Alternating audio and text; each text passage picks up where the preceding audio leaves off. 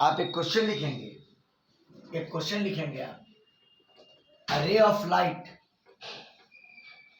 a ray of light, a ray of light is incident, a ray of light is incident from a rarer medium, from a rarer medium जिसका refractive index 1.5 into a denser medium,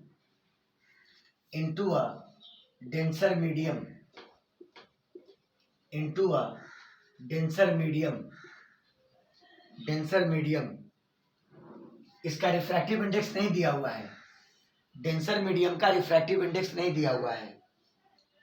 If the angle of incidence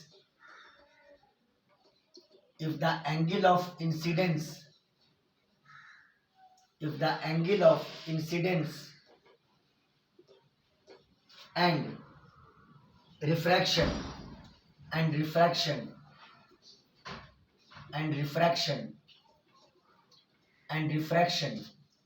are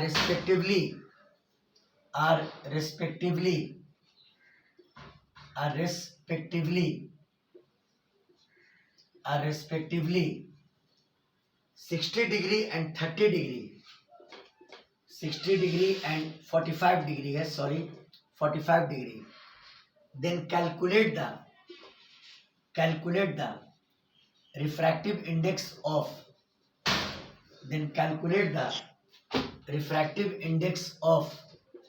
denser medium,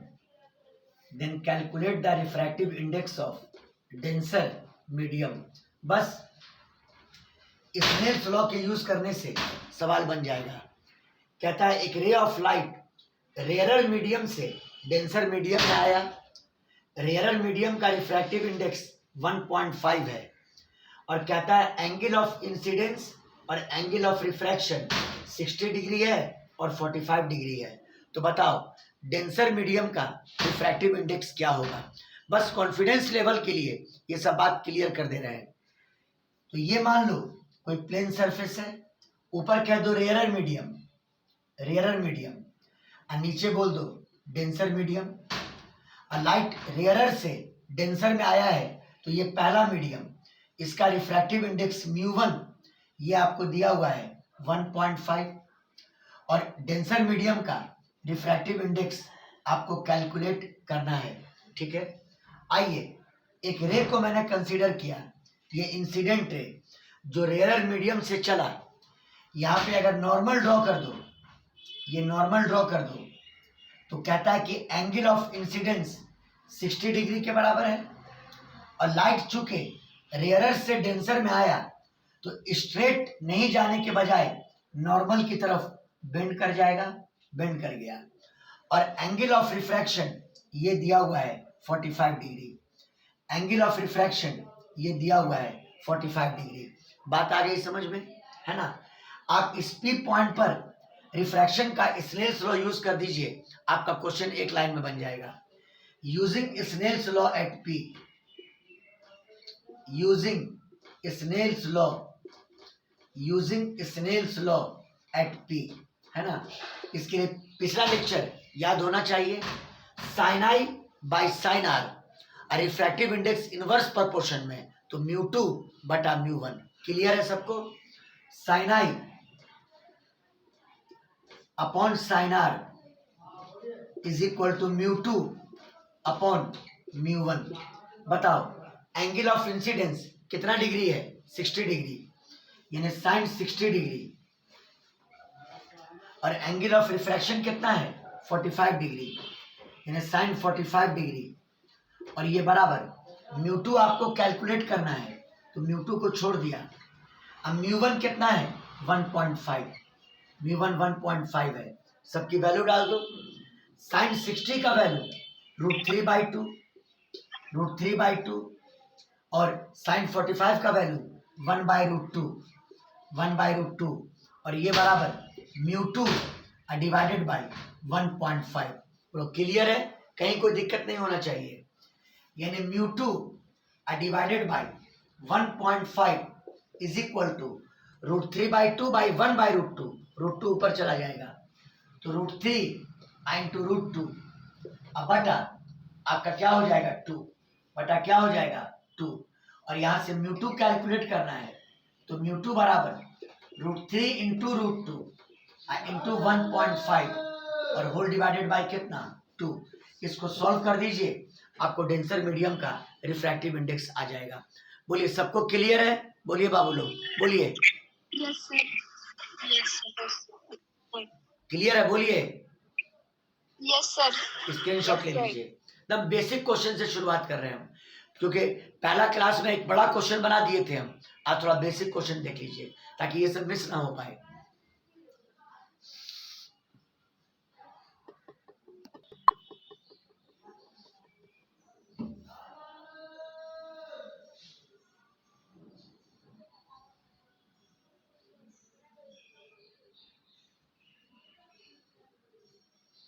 हो गया? बोलो बोलो, हो गया? Yes sir, हो गया।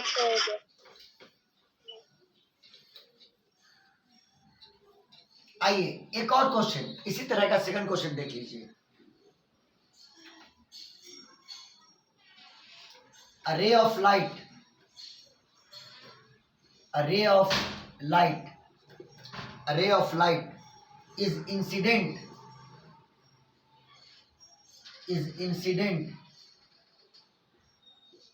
is incident on the surface of a liquid. On the surface of a liquid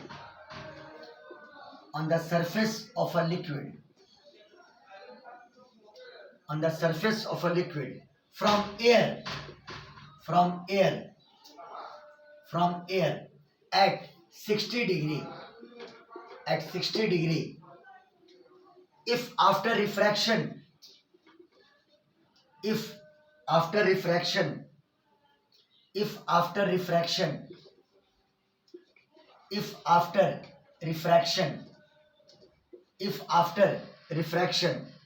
it bends towards the normal.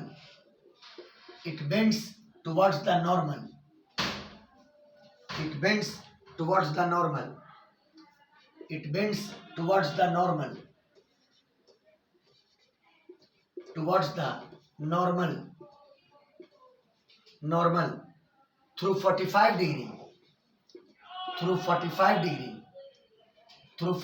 degree then calculate refractive index of the liquid.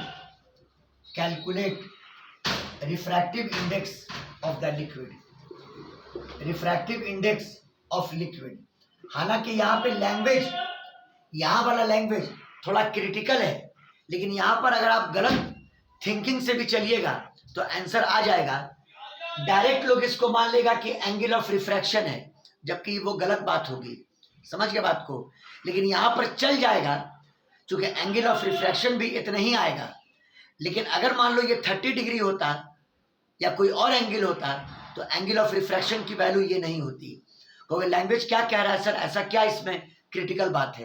देखिए पहले ये मान लीजिए प्लेन सरफेस है और इसके नीचे कोई लिक्विड है और इसके ऊपर कोई एयर है। तो लाइट एयर से लिक्विड में आया, इसका refractive index μ1 is equal to 1 मान लेते हैं और लिक्विड का रिफ्रैक्टिव इंडेक्स μ2 ये आपको निकालना है। लाइट एयर से लिक्विड में आया, देखो ये इंसिडेंट रे, यहाँ पे नॉर्मल ड्रॉ कर दो और बताओ एंगल ऑफ इंसिडेंस आपका 60 डिग्री है। देखो अगर यहाँ पे लिक्विड नहीं होता, एयर ही होता तो लाइट का पाथ स्ट्रेट होता। पहले स्ट्रेट पाथ को आगे बढ़ा दो, ये लाइट का स्ट्रेट पाथ होता, लेकिन कहता है कि ये लाइट नॉर्मल की तरफ बेंड किया 45 डिग्री से।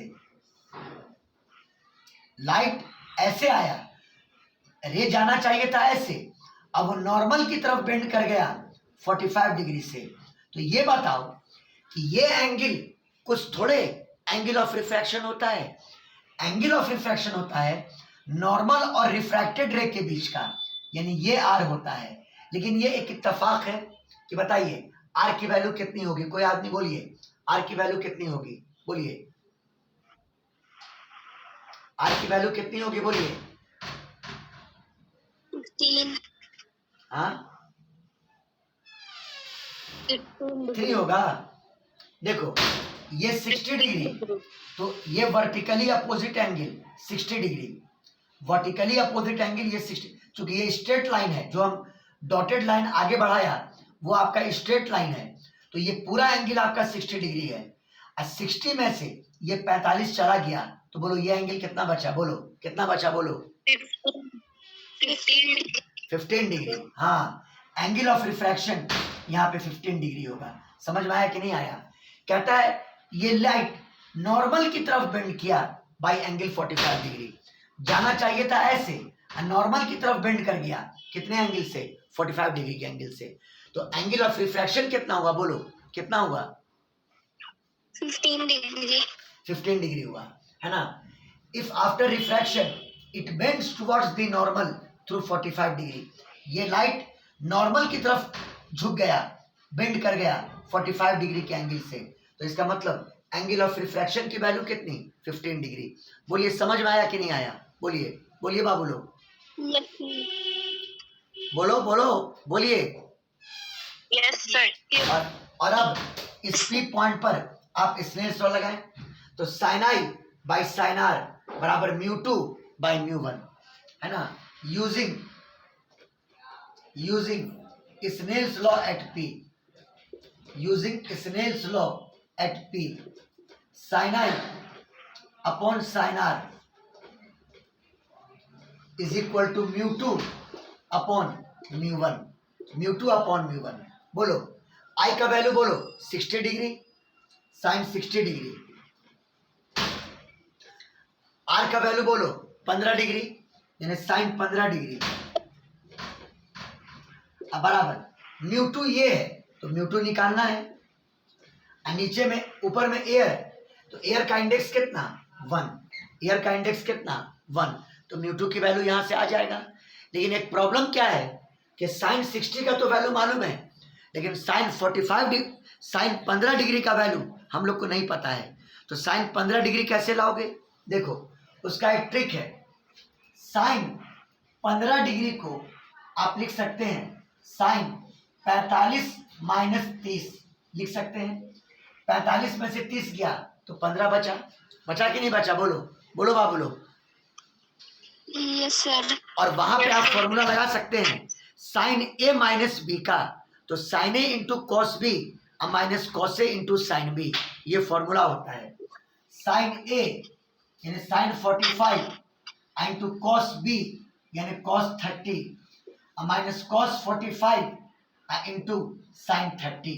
बोलो किसी को कोई दिक्कत, बोलो बाबू लोग कोई दिक्कत, नो सर। बताइए। साइन 45 का वैल्यू 1/√2 और कॉस 30 का वैल्यू √3/2, कॉस 45 का वैल्यू 1/√2 और साइन 30 का वैल्यू 1/2, ये बराबर √3 माइनस 1/2√2। बोलो क्लियर है, ये वैल्यू हुआ साइन 15 डिग्री का। तो अब बताओ μ2 निकालना था, तो μ2 का वैल्यू कितना हो जाएगा, साइन 60 का वैल्यू कितना √3/2, अब बटा साइन 15 का वैल्यू कितना √3 माइनस 1 डिवाइडेड बाई 2√2, 2√2 और 2 से 2 कैंसिल, √2 चला गया ऊपर, तो √3 इंटू √2 अब बटा √3 माइनस 1, √3 माइनस कितना 1। हम अगर आपके कॉन्फिडेंस के लिए √3 का वैल्यू 1.732 और √2 का वैल्यू 1.414 अब बटा √3 का वैल्यू 1.732 माइनस 1, इसको सॉल्व कर लो, ये रिफ्रैक्टिव इंडेक्स आ जाएगा लिक्विड का। बोलिए समझ में आया कि नहीं आया, बोलिए बोलिए। Yes sir. हाँ, इसमें भी अच्छे अच्छे क्वेश्चन छुपे हुए हैं, स्क्रीनशॉट लीजिए।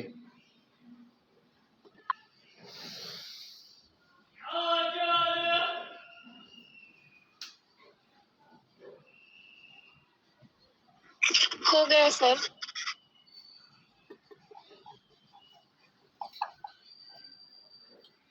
एक क्वेश्चन बता रहे हैं जिसका रिजल्ट आप याद ही कर लेना तो वो आपके लिए बेहतर होगा, तो याद ही कर लीजिएगा।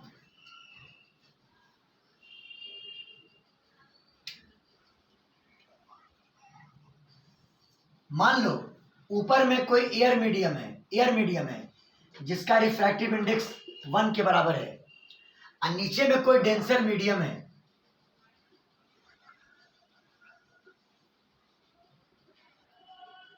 जिसका रिफ्रैक्टिव इंडेक्स म्यू के बराबर है।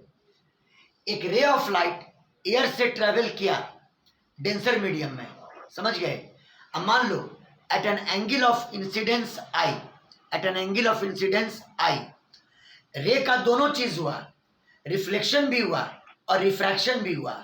तो क्वेश्चन ये है कि बताइए म्यू और एंगल ऑफ इंसिडेंस में क्या रिलेशन होगा ताकि इंसिडेंट रे और रिफ्लेक्टेड रे के बीच का एंगल 90 डिग्री हो। सॉरी, रिफ्रैक्टेड रे और रिफ्लेक्टेड रे के बीच का एंगल 90 डिग्री हो। हम क्वेश्चन में लिख रहे हैं इस बात को। रे गया एयर से डेंसर मीडियम में, a ray of light, question number 3, a ray of light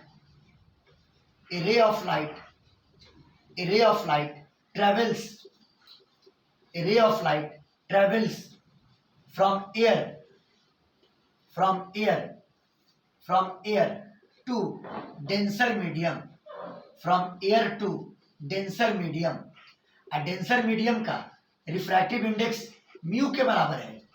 at an angle of incidence i, angle of incidence दिया हुआ है, at an angle of incidence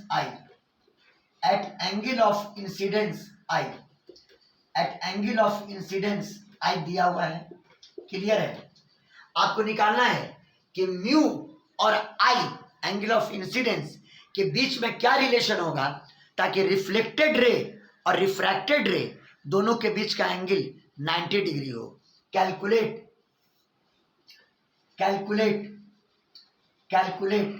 the relation between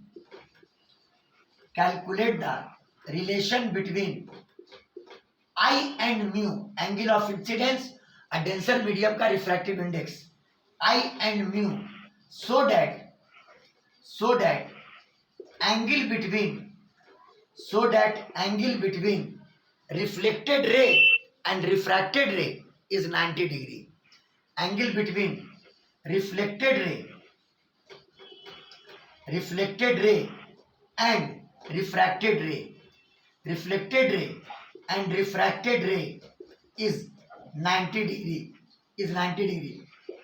बहुत इंपॉर्टेंट ये question है, समझ में आई बात। इस क्वेश्चन को दूसरे लैंग्वेज के रूप में भी कह सकता है, लेकिन हम अपने अकॉर्डिंग आपको एक्सप्लेन कर दिए क्वेश्चन को। अब देखिए, रे आया है एयर से डेंसर मीडियम में, आओ यहां पे नॉर्मल ड्रॉ कर दो। एंगल ऑफ इंसिडेंस की वैल्यू आई, लाइट में दोनों चीज हुआ, रिफ्लेक्शन भी हुआ और रिफ्रैक्शन भी हुआ। तो रिफ्लेक्शन आप जानते हैं, ये मान लो रिफ्लेक्टेड रे, ये रिफ्लेक्टेड रे, तो आप जानते हैं लॉ ऑफ रिफ्लेक्शन में एंगल ऑफ इंसिडेंस और एंगल ऑफ रिफ्लेक्शन दोनों बराबर होता है। चलिए वो कर दिया। अब लाइट का यहां पे रिफ्रैक्शन करो, तो रिफ्रैक्शन जो लाइट का होगा कैसे होगा, रेयरर से डेंसर में आ रहा है, नॉर्मल की तरफ मुड़ेगा, लाइट को बेंड कर दिए, और ये नॉर्मल आर हो गया, मतलब कि एंगल ऑफ रिफ्रैक्शन आपका आर हो गया। अब क्वेश्चन कह रहा है कि रिफ्लेक्टेड रे और रिफ्रैक्टेड रे के बीच का एंगल, यानी ये एंगल आपका 90 डिग्री के बराबर है ना। तो आपको बताना है कि आई और म्यू में क्या रिलेशन होगा, जिसको ब्रिस्टर्स लॉ भी कहते हैं, है ना। और आई को ब्रिस्टर्स एंगल भी कहते हैं कि रिफ्लेक्टेड रे और रिफ्रैक्टेड रे के बीच का एंगल 90 डिग्री हो। समझ गए बात को? जो लोग क्वेश्चन बनाते होंगे उनको ये सब क्वेश्चन मिल भी सकता है। समझ गए बात को? आई को ब्रिस्टर्स एंगल भी कहते हैं। क्या कहते हैं, बोलिए क्या कहते हैं? ब्रिस्टर्स एंगल। समझ में आई बात? तो चलो, आपको आई और म्यू के बीच में रिलेशन लाना है। जरा वर्कआउट करो तो, अरे सिर्फ ज्योमेट्री से काम हो जाएगा। ये आपका आई, ये आपका आई। देखो ये आपका प्लेन सरफेस अगर ए बी है और ये पॉइंट पी है तो आप जानते हैं कि ये नॉर्मल है। तो ये नॉर्मल और इस प्लेन सरफेस के बीच का एंगल 90 डिग्री, समझो बात को। ये नॉर्मल और इस प्लेन सरफेस के बीच का एंगल 90 डिग्री। तो अगर ये आई है तो ये हो जाएगा 90 माइनस आई, 90 माइनस आई। और ये बताओ ये 90 डिग्री है और ये एंगल 90 माइनस आई, तो खुद बोल दो तुम लोग कि ये एंगल क्या बचेगा। तो 90 में घटाओ, हाँ आई बचेगा, ये आई बच जाएगा। और अब ये बताओ कि ये आर की वैल्यू आई के टर्म में कितनी हो जाएगी। तो फिर ये नॉर्मल और ये प्लेन सरफेस, तो आपका ये एंगल 90 डिग्री, इसका मतलब आर 90 माइनस आई होगा। आर क्या होगा बोलो, आर क्या होगा। 90 हाँ, here r is equal to in angle of refraction 90 minus i है। Angle of refraction 90 minus i है। सबको समझ में आया कि नहीं आया, बोलिए बोलिए। यस यस हाँ, यहाँ पे r जो है ये r that is equal to 90 minus i, ये एंगल ऑफ रिफ्रैक्शन हुआ, एंगल ऑफ रिफ्रैक्शन, यानी r is equal to 90 minus i. अब आप एक काम करो, P पॉइंट पर रिफ्रैक्शन के लिए आप स्नेल्स लॉ लगा दो, है ना। रिफ्रैक्शन के लिए P पॉइंट पर आप स्नेल्स लॉ लगाओ। Using Snell's law, using Snell's law at P लगाइए, sine I by sine are बराबर μ2 बाई μ1। आइए, sine I by sine r, sine r, sine r i is equal to μ2, μ2 कहने का मतलब mu, ये म्यू डिवाइडेड बाई μ1, कितना 1 है, ये 1 ही है।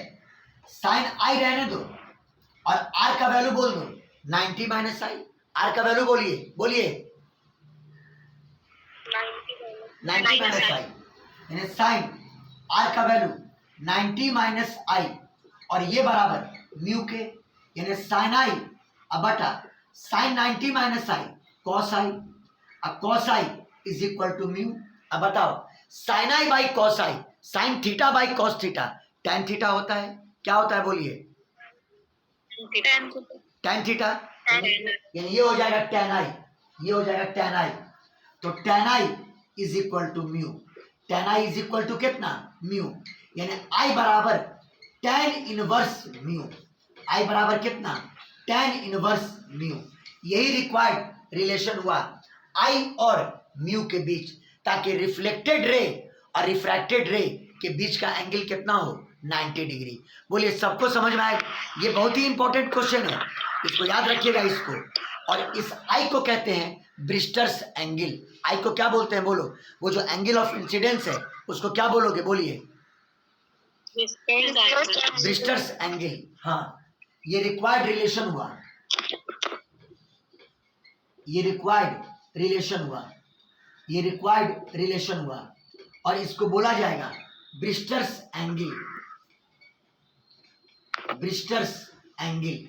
सबको क्लियर है बोलो, अगर नहीं क्लियर है तो बोलिए बोलिए बाबू लोग। क्लियर है सर, क्लियर है। स्क्रीनशॉट ले लो।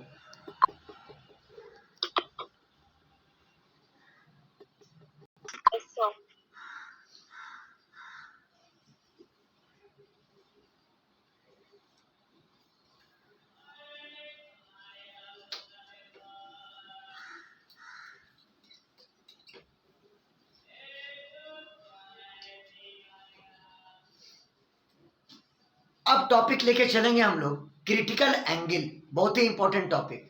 Critical angle, critical angle, critical angle, critical angle, समझ गए। इस पे क्वेश्चन एक तो जरूर रहता है आपका क्रिटिकल एंगल पर, समझ गए। तो बीच में कहीं लिंक टूट ना जाए, आप सेकंड लिंक पर आइए आप लोग। देखिए क्रिटिकल एंगल, इसके लिए पहला कंडीशन ये है कि लाइट को पास करना चाहिए डेंसर से रेयरर मीडियम में। लाइट को पास करना चाहिए डेंसर से रेयर मीडियम में। जैसे मान लो कि ये कोई प्लेन सरफेस है, ऊपर में डेंसर मीडियम है, डेंसर मीडियम, इसका रिफ्रैक्टिव इंडेक्स आप मान लो म्यू डी, नाम से कर दिया mu D, refractive index of denser medium. और नीचे में मान लो रेयरर मीडियम, रेयरर मीडियम, और इसका रिफ्रैक्टिव इंडेक्स कर दो म्यू आर, रेयरर मीडियम।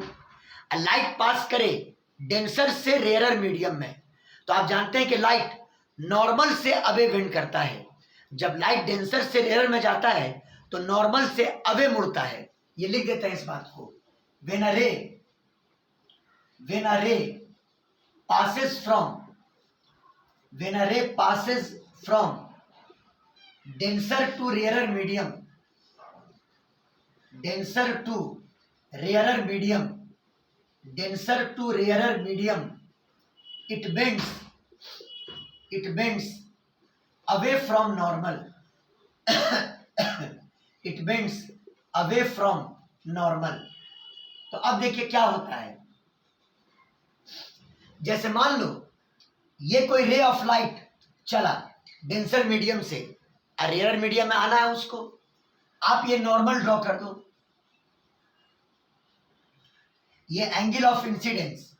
हालांकि लाइट का स्ट्रेट पाथ ये होना चाहिए था, है ना, लेकिन लाइट नॉर्मल से, इस नॉर्मल से दूर मुड़ेगा। लाइट नॉर्मल से क्या करेगा, बोलो क्या करेगा, बोलो, दूर मुड़ेगा। हाँ, लाइट नॉर्मल से अबे बेंड करेगा, लाइट नॉर्मल से अबे बेंड करेगा। yes, तो अगर मान लो लाइट इतना बेंड कर जाए कि लाइट बिल्कुल प्लेन सरफेस के अलोंग रिफ्रैक्ट कर जाए, लाइट बिल्कुल प्लेन सरफेस के अलोंग रिफ्रैक्ट कर जाए, मतलब ये रिफ्रैक्टेड रे हो जाए, ये रिफ्रैक्टेड रे हो जाए, रिफ्रैक्टेड रे मतलब एंगल ऑफ रिफ्रैक्शन का मान 90 डिग्री हो जाए, एंगल ऑफ रिफ्रैक्शन का मान 90 डिग्री। चूंकि ये नॉर्मल लाइन और ये रिफ्रैक्टेड रे, तो एंगल ऑफ रिफ्रैक्शन का मान 90 डिग्री हो जाए, आर का वैल्यू 90 डिग्री है ना। तो इसी आई को, इस एंगल ऑफ इंसिडेंस को हम लोग कहेंगे क्रिटिकल एंगल। क्या बोलेंगे, बोलो, क्रिटिकल एंगल, बोलिए क्रिटिकल एंगल। हाँ, तो लैंग्वेज क्या दोगे कि फॉर अ रे of light passing from denser to rarer medium, critical angle is the angle of incidence, critical angle is the angle of incidence for which the corresponding angle of refraction is 90 degree।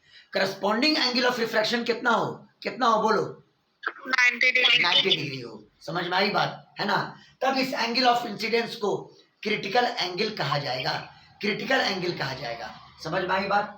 For a रे of light, for a ray of light passing from denser medium, passing from denser to rarer medium, passing from denser to rarer medium, critical angle is that particular angle of incidence, है ना। critical angle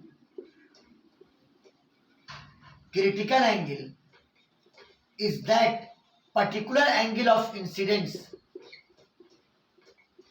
is that particular angle of incidence, that particular angle of incidence, is that particular angle of incidence। और वो बनेगा किस में, denser medium में। पहला medium ये है इस बार, in denser medium, in denser medium, in denser medium for which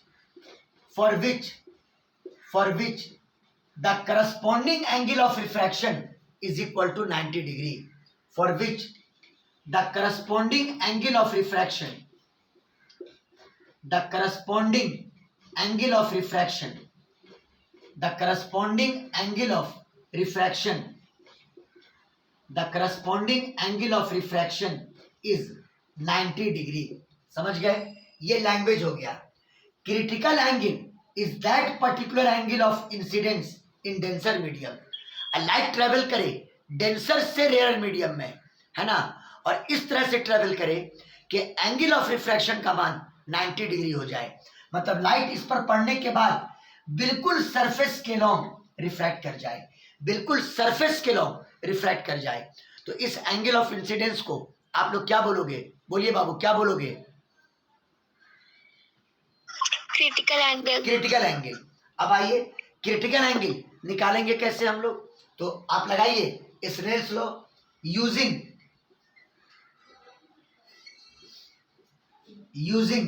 Snell's law.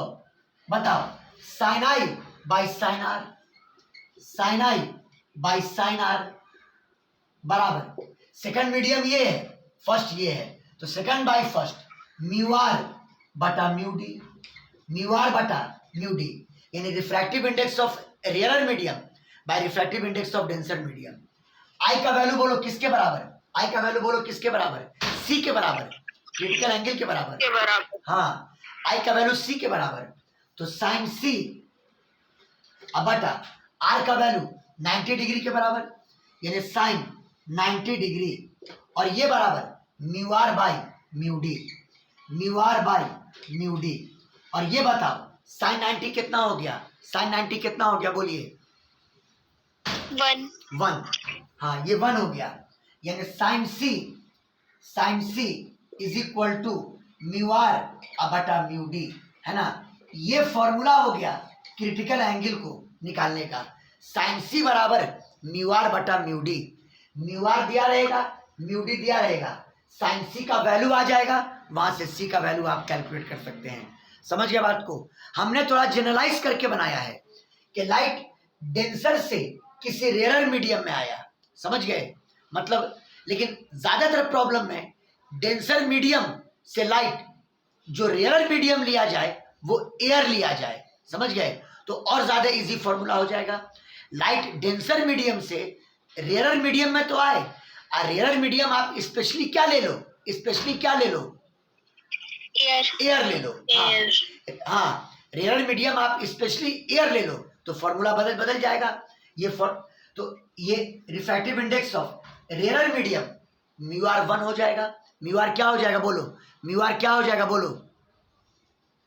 1 हो जाएगा। 1 हो जाएगा। हाँ, म्यू आर आपका 1 हो जाएगा, समझ गए। तो सिंपली फॉर्मूला साइन सी बराबर 1 बाई म्यू डी, 1 बाई कितना? Mu D. बोलो क्लियर है? वो भी हम कर देते हैं बोर्ड पर, आप पहले स्क्रीनशॉट ले लीजिए।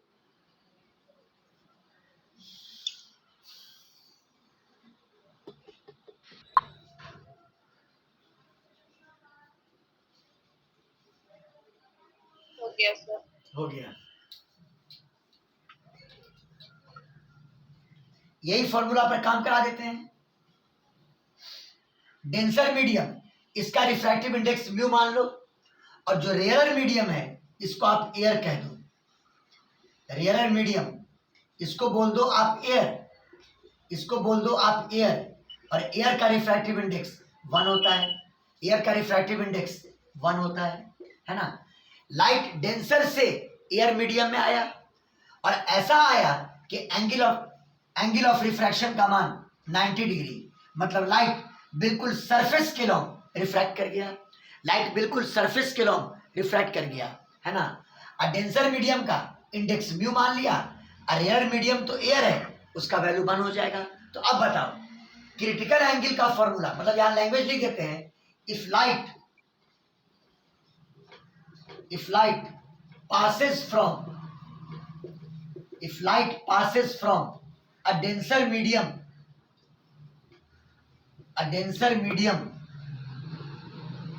जिसका रिफ्रैक्टिव इंडेक्स म्यू हो, to air medium,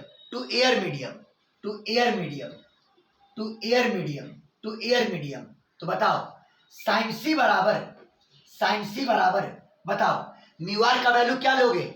mu are का वैल्यू क्या लोगे बोलो? 1। क्या लोगे? 1। म्यू आर का वैल्यू 1, और ये बताइए म्यू डी यानी डेंसर मीडियम का इंडेक्स कितना दिया है? म्यू, यानी 1 बाई म्यू, है ना। तब ये सिंपल फॉर्मूला में कन्वर्ट कर गया, sine C is equal to कितना? 1 बाई म्यू। बोलो समझ में आया कि नहीं आया? बोलिए बाबू लोग, बोलिए, बोलो। Yes sir. चलिए स्क्रीनशॉट ले लीजिए, यस सर। स्क्रीनशॉट ले लीजिए।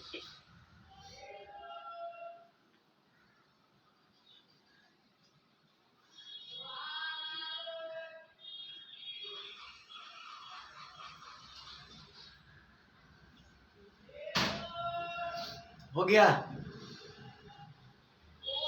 Yes sir.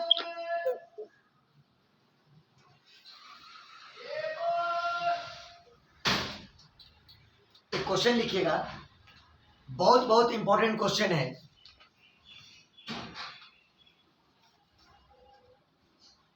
The critical, important question है, the critical angle,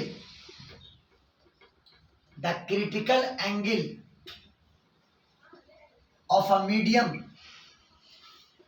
medium is 30 degree, is 30 degree, is 30 degree, है ना? Calculate